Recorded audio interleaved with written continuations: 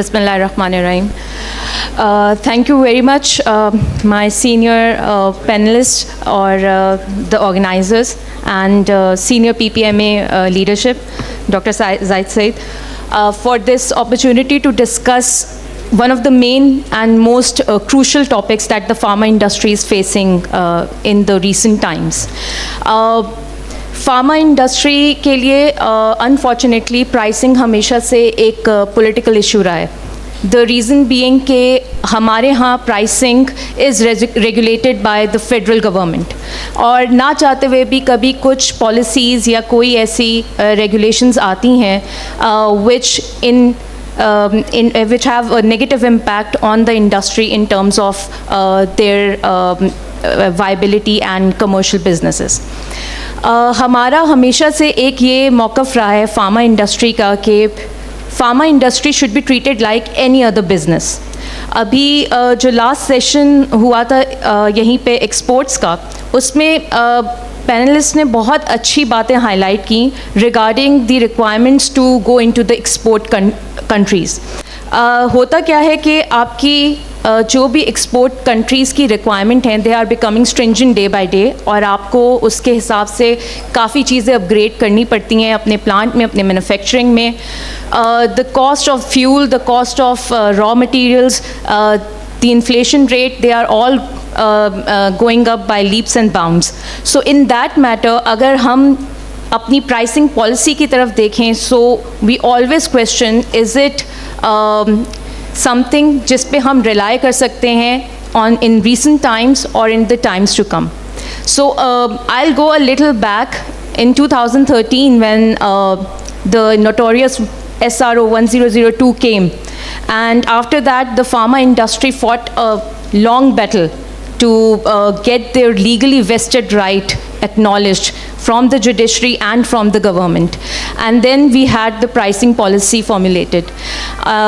जो last policy बनी उसके अंदर हमारी सीनियर PPMA की लीडरशिप ने बहुत सपोर्ट किया फार्मा इंडस्ट्री को, and there were a lot of points that were highlighted कि जिसकी वजह से फार्मा इंडस्ट्री को हर कुछ अरसे बाद ड्रैब की या गवर्नमेंट की शक्ल ना देखनी पड़े कि हमें जो विद टाइम जो प्राइस इंक्रीजेस आ रहे हैं रॉ मटेरियल्स के या आपकी जो ग्लोबल इन्फ्लेशन हो रही है, सो उसको कोप करने के लिए कोई ना कोई मैकेनिज़्म मौजूद हो.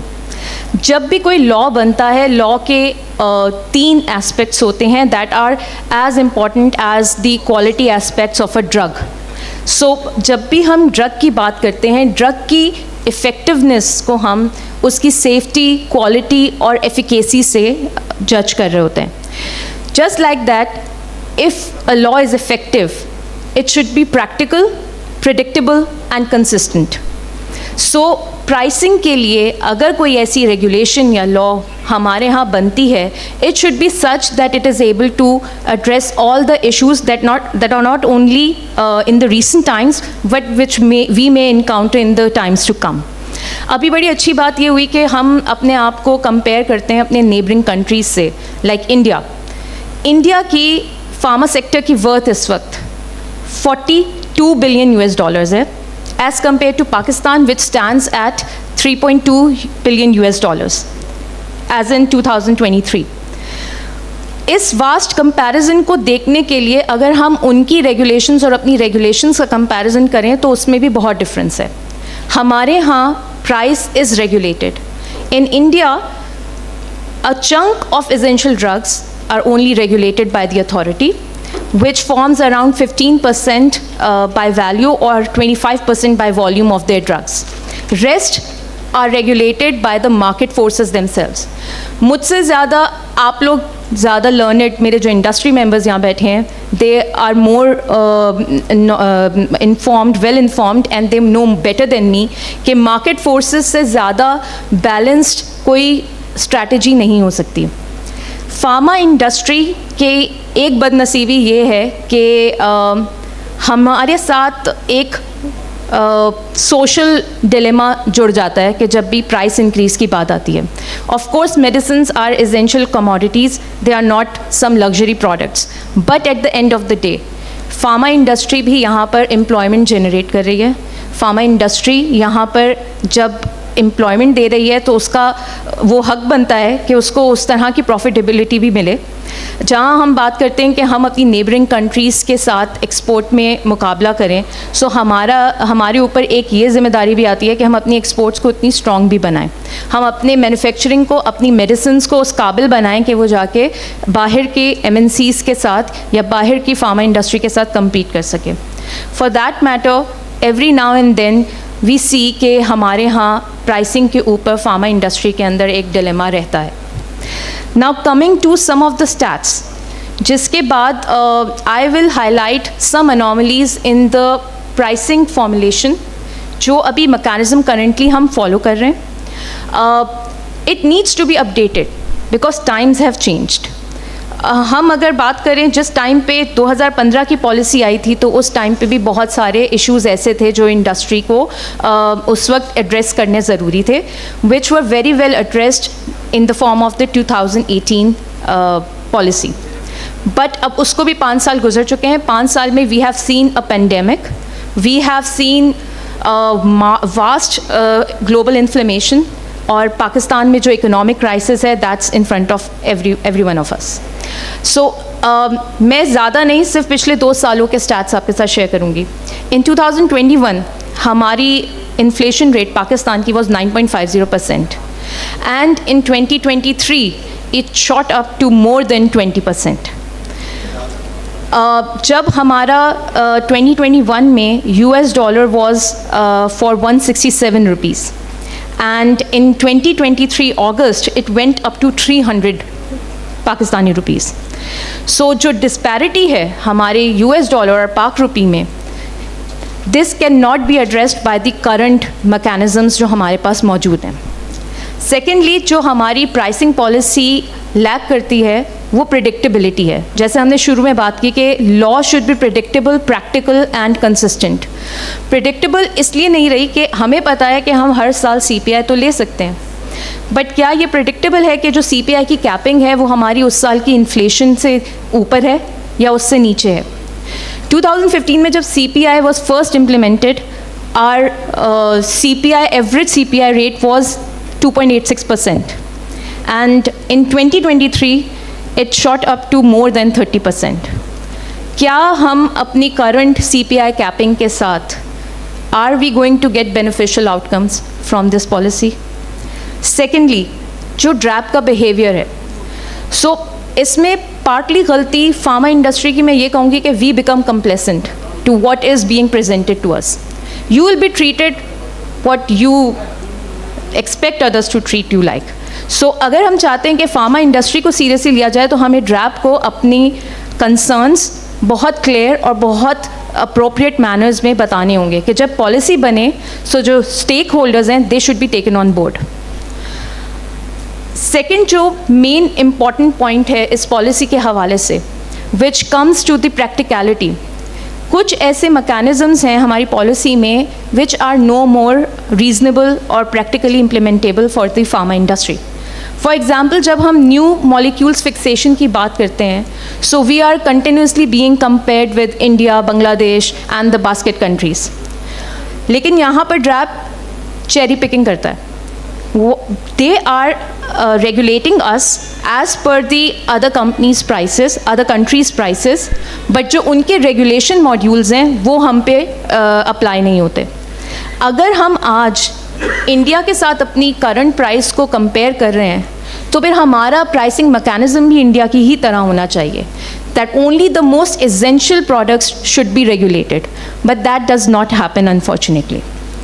तीसरी चीज़, हमारे यहाँ एसेंशियल ड्रग्स की डेफिनेशन बस रोज़ चेंज हो रही होती है।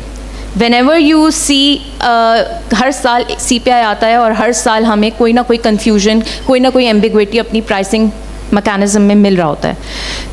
इसका एक रीज़न ये है कि हमारे यहाँ बहुत हद तक पॉलिसीज़ को बाहर की गाइडलाइन से कॉपी पेस्ट करके बना दिया जाता है, और ये बात बहुत अच्छे से सुबह के भी एक सेशन में हाईलाइट हुई कि not just regarding product registration, जो हमारी पॉलिसीज़ हैं प्रोडक्ट प्राइसिंग से भी रिलेटेड, वो एक तरह से अडॉप्टेड हैं फ्रॉम इंटरनेशनल गाइडलाइंस जहाँ के डायनेमिक्स हमसे बहुत डिफरेंट हैं।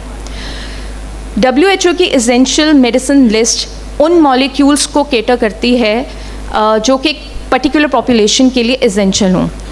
क्या हमारी पॉपुलेशन में वही मॉलिक्यूल्स एसेंशियल हैं जो WHO की एसेंशियल मेडिसिन लिस्ट में मौजूद हैं?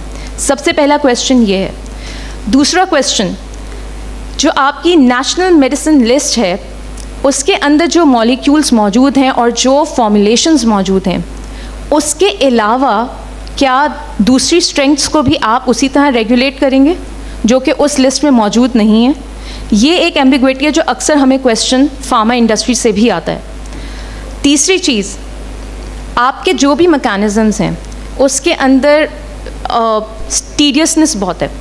लाइक अगर आपको अपनी प्रोडक्ट की प्राइस फिक्सेशन करानी है, you need international costing data, और उसमें आप IMS को या इंटरनेशनल एम्बेसीज़ को कांटेक्ट करते हैं एंड यू नीड एफिडेविट्स, और बहुत लंबा एक कॉस्टली प्रोसेस है जिसकी वजह से टाइमली आपका मॉलिक्यूल जो है वो रजिस्टर नहीं हो पाता। अभी थोड़ी देर पहले यही एक्सपोर्ट से रिलेटेड बात हो रही थी कि आपका जो एक टाइम पीरियड है पाकिस्तान में रजिस्ट्रेशन का प्रोडक्ट का, that's nearly 2 to 3 years, but it's surprising कि रजिस्ट्रेशन बोर्ड इतना टाइम नहीं लेता आपकी रजिस्ट्रेशन में जितना आपकी प्राइसिंग में टाइम लग जाता है। कहने का मकसद ये है कि अगर हम पॉलिसीज़ इस तरह बना रहे हैं कि वो प्रैक्टिकल नहीं है, तो उस पॉलिसी का फ़ायदा नहीं है, वो इफ़ेक्टिव नहीं है। तीसरी चीज़, कंसिस्टेंसी। हमारे यहाँ सबसे बड़ा लैक कंसिस्टेंसी का है, चाहे वो प्राइसिंग कमेटी की मीटिंग हो, चाहे आपके जो इंटरप्रिटेशंस हैं, चाहे आपकी अपनी रेगुलेशंस के अमेंडमेंट्स हैं। एक चीज़ जो इंडस्ट्री को रियलाइज़ करनी चाहिए, this drug pricing policy is your legally vested right. It contains your legally vested rights that cannot be changed overnight by one notification. इसका मतलब ये है कि जो चीज़ आपकी पॉलिसी में लिखी है वो एक लॉ के तहत गवर्नमेंट ने पास की है, और उसके अंदर अगर कोई भी अमेंडमेंट हो वो एक लॉ के तहत ही चेंज हो सकता है, otherwise it can not be implemented.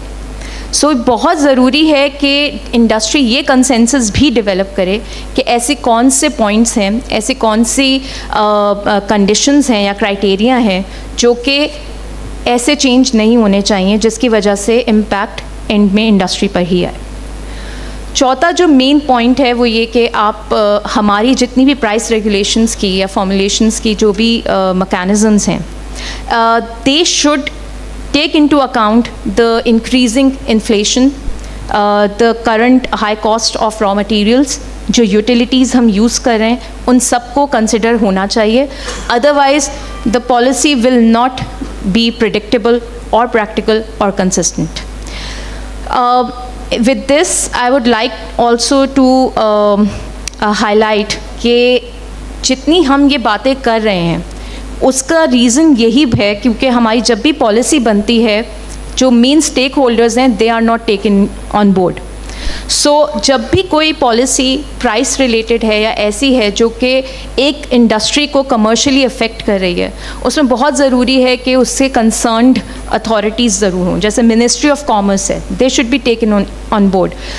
ड्रैप to some extent is only a technical part जो आपकी फॉर्मुलेशंस को रेगुलेट कर सकता है.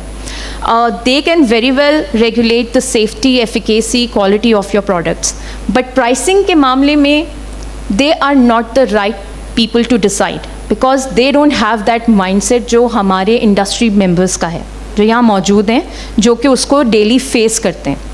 सो कंक्लूडिंग माई सेशन, जो फार्मा प्राइसिंग है it should be treated like any other pricing because उसके अंदर आपके वही स्टेक्स मौजूद हैं, आपकी वही कमर्शियल रिक्वायरमेंट्स हैं, आपके कॉस्टिंग, आपकी यूटिलिटीज़, उन सब के फैक्टर्स वही हैं जो कि किसी भी इंडस्ट्री को अफेक्ट करते हैं. द ओनली रीज़न कि हम पब्लिक इंटरेस्ट को लेके अपनी प्राइस को वो वाली हम प्राइस इंक्रीज़ उस तरह से इम्प्लीमेंट नहीं कर पाते, which is an unfortunate incident for us.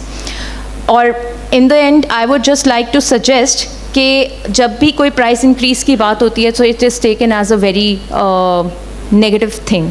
और जो मीडिया पब्लिसिटी होती है, it is always very questionable. कभी अगर हम प्राइस इंक्रीज़ की बात करें तो यूजुअली ये सुनने में आता है कि 100% या 200% आप प्राइसेस बढ़ा रहे हैं।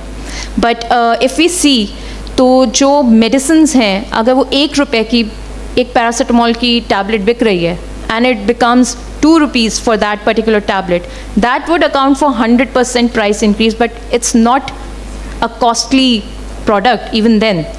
So हमें ये देखने की ज़रूरत है कि जो इंफॉर्मेशन या जो प्रोपेगेंडा मीडिया में प्रोपेगेट करता है वो हम कैसे कंट्रोल कर सकते हैं। We should have someone, a spokes person, some representative जो कि राइट इंफॉर्मेशन डिसेमिनेट कर सके मीडिया में in the right manner. So that is all from my side. Thank you very much. I will request the panelists to now continue the session. Thank you.